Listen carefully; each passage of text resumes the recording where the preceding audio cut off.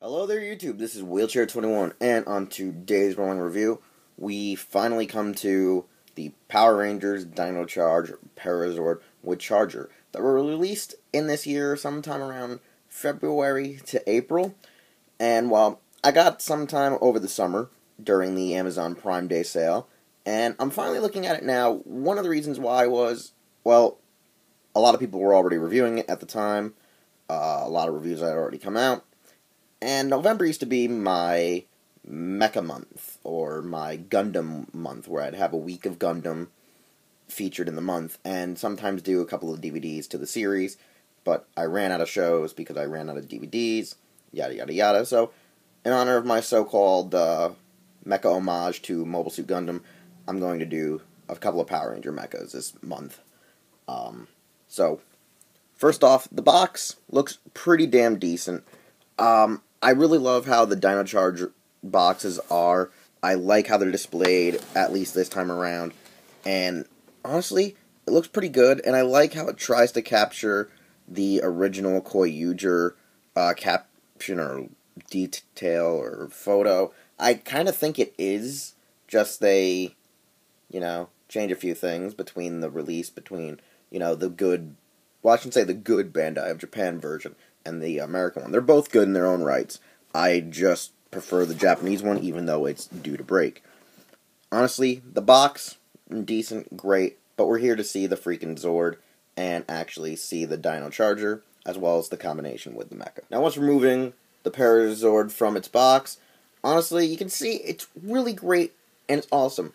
If one has seen the Sentai counterpart, Koyuger, one can immediately notice that this one is practically like its Japanese counterpart when it comes to paint apps and details. It is missing a minor few. Some that I can tell you that I can obviously see right away is on the back legs, the thighs here. This area here is supposed to be in silver, which is an easy and simple thing one can do if you buy a Mobile Suit Gundam metallic painter's pen. You can just go in there and paint those little babies in, and boom, you're done. That's probably one of the simplest apps you can do yourself. Now, a lot of people would probably say, well, my hands shake, or yada yada yada, I can't do this. Well, you don't need to do it. There's probably Repo labels one day that out there to help you just put a sticker right over that. You might not like it, but hey, there's possibly some ways you can rectify Bandai America's lousy attempts to miss minute details, but a lot of toy companies do. Honestly, I've always been a fan of Parasaur, or the Para Zord, because it does something very cool. It takes a Parasaurus, or Parasaurus, or Parasaurolophilus, the actual term for on it, the Dino Charger battery, but it's freaking great. I just like how they took something that is, well, a herbivore, and turned it into a badass with a gun, even if that gun seems to be located in its butt, or tail.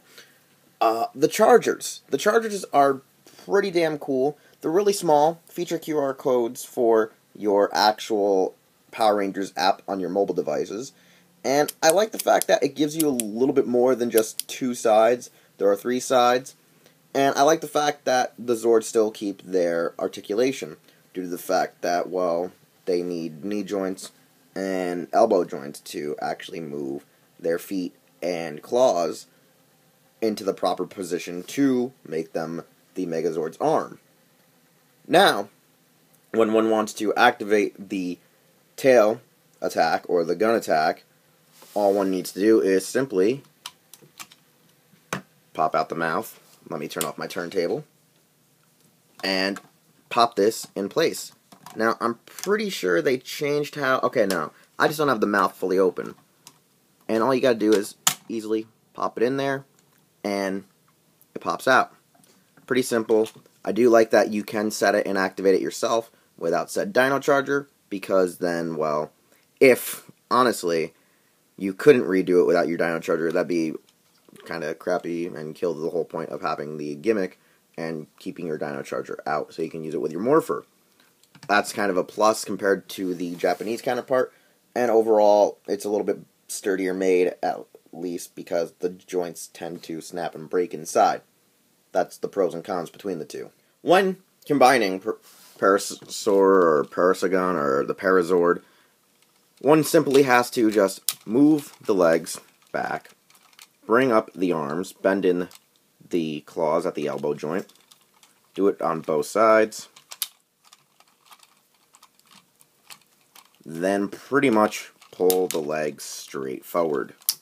Which I kind of tend to hate this part about the toy, because even on my mini plow version from Japan, the legs sometimes either pop off. Luckily, these are screwed on, so you shouldn't really have to worry. I just always fear I'll break the damn figure and toy. But once you do this, you can obviously see the hands there, and you can then put it into your Dino Charge Megazord. Pretty simple, really good, nice design. Why wouldn't anyone hate this? Why would you hate this? It's a goddamn black Parasaur with a gun for a tail. For my final evaluation, I can really say that Bandai took better care of the single-released limbs, such as Para Zord and Raptor Zord. I think it's just because, well, when you have to make the Megazord, things are kind of left out on the main pieces, such as your Stegosaurus, where the back piece in Japan and even in the show, the toy can become the shield and the sword, and the show, it shows that it can do it too. As well as the Triceratops horns are supposed to actually flip over and be in the back, but they're self-molded. Honestly, you know, you gotta cut some corners when making these toys. You can't always be accurate to its counterpart or its show counterpart, and I understand that. I mean, I do love Koyuger. I do love the fact that Koyujin had sounds, but Dino Charge Megazord doesn't really need them, but it would have been cool. However, I do like that it is a lot sleeker, not as bulky, and prone to break. I do love the fact that the Parasaur, or the Parasagon, does look great. I think the colors are great. It just stands out with the other nice bright colors of, like, the color palette, the Rangers colors, when you combine it with the Zords. However, it will look a whole lot nicer when it becomes its final form, and people can be spoiled by going to Power Rangers Wikia and Googling Koyuger and its Sentai counterpart to see how and what it looks like to become Gigante Koyujin. I do gotta say, it looks great, but it is missing its other half, the Raptor Zord, which is our next review, to form the Western combination. Anyways, you can find this review here on my channel, as well as here at otaku.com. Honestly, I hope you enjoy this review because I enjoy this toy, and I think you should too.